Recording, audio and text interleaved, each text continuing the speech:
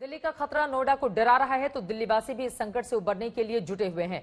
अभी केजरीवाल सरकार ने एक दिन पहले ही कई बड़े फैसले किए। केजरीवाल ने तो यहां तक कह दिया कि अगर जरूरत पड़ी तो आंशिक लॉकडाउन लगाया जा सकता है। लेकिन आज स्वास्थ्य मंत्री सत्येंद्र जैन ने अभी लॉकडाउन दिल्ली में कोरोना का विस्फोट बेकाबू है। आंकड़ों ने रफ्तार पकड़ ली है। मौत के मामले भी कम नहीं हो रहे। इसका नतीजा दहशत और मुश्किलों के दौर के रूप में दिख रहा है। दिल्ली में 15 और 16 नवंबर को जो आंकड़े आए वो थोड़ी राहत देने वाले थे, लेकिन एक दिन पहले जो आंकड़े जारी हुए उससे साफ हो गया कि कोरोना के खिलाफ दिल्ली को अभी लंबी लड़ाई लड़नी है। कल दिल्ली में 24 घंटे में 6,396 केस सामने आए। वहीं लगातार दूसरे दिन 24 घंटे में 99 लोगों ने जान गंवाई। इसके साथ ही संक्रमितों का कुल आंकड़ा 4,95,598 हो गया। मरने वालों की कुल संख्या 7,812 तक। नवंबर की शुरुआत से ही दिल्ली के सामने जो बड़ा संकट है उसे लेकर मुख्यमंत्री केजरीवाल ने मंगलवार को कई अहम फैसले किए। तय कर लिया कि अब शादी समारोह में 200 नहीं बल्कि सिर्फ 50 लोग ही शामिल हो सकेंगे। मास्क और सोशल डिस्टेंसिंग को लेकर भी चेताया। साथ ही भीड़ वाले मार्केट की हालत पर भी चिंता जताई और कह दिया कि जरूरत पड़ी तो आंशिक लॉकडाउन लगाया जाएगा। एरिया एक तरह से लोकल कोरोना हॉटस्पॉट बन सकता है तो उस वहाँ पे बाजार को कुछ दिनों के लिए एहतियात के तौर पे बंद करने की इजाज़त दिल्ली सरकार को दी जाए। ऐसा प्रस्ताव अभी केंद्र सरकार को भेजा जा रहा है। लेकिन अभी 24 घंटे ही बीते थे कि केजरीवाल के स्वास्थ्य मंत्री सत्येंद्र जैन ने लॉकडाउन के फॉर्मूले को सिरे से खारिज कर दिया। लॉकडाउन बिल्कुल नहीं होगा।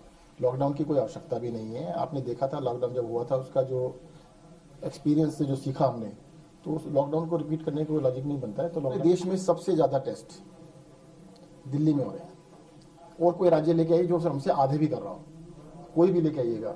अगर किसी ने कहा और आपने मान लिया कि दिल्ली में टेस्ट कम हो रहे हैं, जी नहीं, ऐसा नहीं है। दिल्ली में सबसे ज्यादा टेस्ट हो रहे हैं और भी बढ़ाएंगे। डिप्टी सीएम मनीष सिसोदिया भी मान रहे हैं कि लॉकडाउन कोरोना से निपटने का ब्रह्मास्त्र नहीं है। वो कह रहे हैं कि मेडिकल मैनेजमेंट बेहद जरूरी है। लॉकडाउन कोई सॉल्यूशन नहीं है कोरोना से लड़ने में। कोरोना से अगर ठीक से लड़ना है तो सॉल्यूशन है बेटर हॉस्पिटल मैनेजमेंट।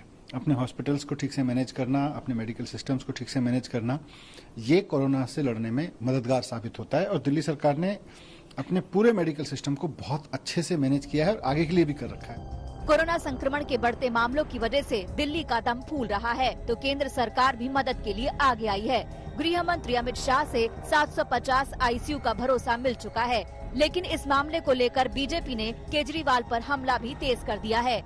बीजेपी कह रही है कि दिल्ली में कोरोना पास हुआ तो केजरीवाल फेल हो गए। वही पार्टी सांसद गौतम गंभीर कह रहे हैं कि जब मुसीबत बढ़ती है तो केजरीवाल को गृह मंत्री अमित शाह याद आते हैं।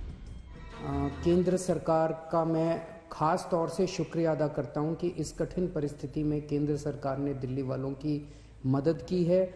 और सबसे बड़ी मदद है कि जो उन्होंने 750 आईसीयू बेड्स और जल्द से जल्द बढ़ाने का उन्होंने आश्वासन दिया है। इससे सबसे ज्यादा हमें लाभ होगा। तभी अरविंद केजरीवाल जी को याद आती है गृह मंत्री जी की, जब पानी सर से ऊपर जा चुका होता है। मई में भी याद आई थी जब हालत ऐसी हो गई थी कि लोगों के पास हॉस्पिटल में बेड्स अवेलेबल नहीं थे, लोगों के पास कोई तरीका नहीं था कि कहां पर अपना इलाज कराएं।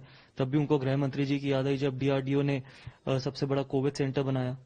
और अब जब फिर पानी सर के ऊपर से गया तो फिर गृह मंत्री जी की याद आ गई। कोरोना की लड़ाई और उस पर जारी सियासत के बीच गृह मंत्रालय ने 10 टीमें गठित की हैं, जो दिल्ली के 100 से ज्यादा प्राइवेट अस्पतालों में जाकर बेहतर मैनेजमेंट के तरीके बताएगी। दिल्ली से जितेंद्र बहादुर सिंह, पंकज जैन और अशोक सिंगल के साथ ब्यूरो रिपोर्ट आज तक। नमस्कार, मैं हूं अंजना ओम कश्यप। हमें उम्मीद है ये वीडियो आपको पसंद आया होगा। लेटेस्ट खबरों के लिए यूं ही देखते रहिए आज तक और इस वीडियो के पसंद आने पर लाइक, शेयर एंड सब्सक्राइब करना ना भूलें।